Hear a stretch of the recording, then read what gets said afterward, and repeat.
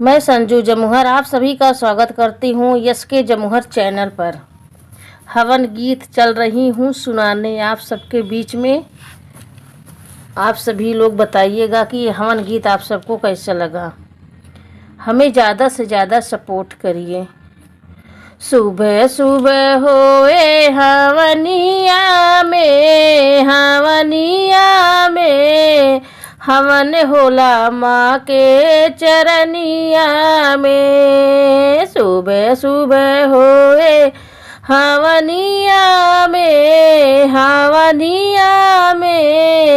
हवन होला माँ के चरनिया में। पहला हवन चौकिया में होला, पहला हवन चौकिया में होला। शीतला मैया के नगरिया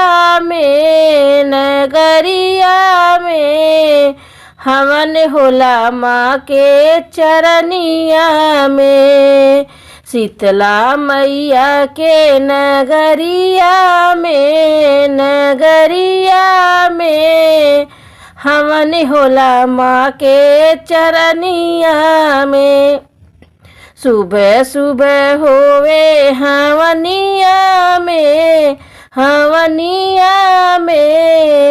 हवन होला माँ के चरनिया में। सुबह सुबह होवे हवनिया में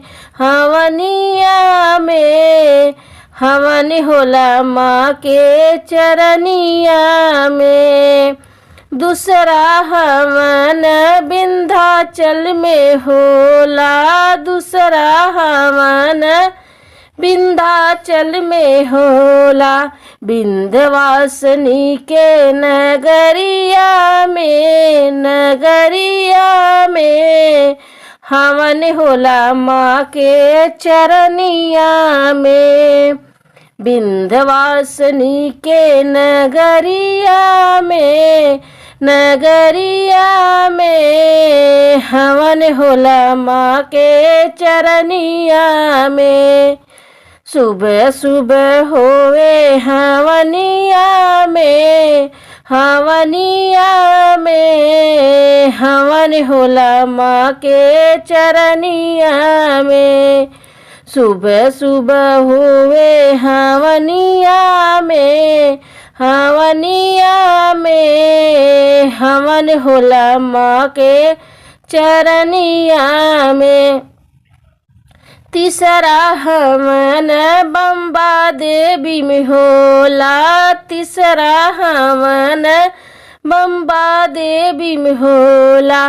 बम्बा देवी के नगरिया में हवन होला माँ के चरनिया में। बम्बा देवी के नगरिया में हवन होला माँ के चरनिया में। सुबह सुबह होवे हवनिया में हवन होला माँ के चरनिया में। सुबह सुबह होवे हवनिया में हवन होला माँ के चरनिया में।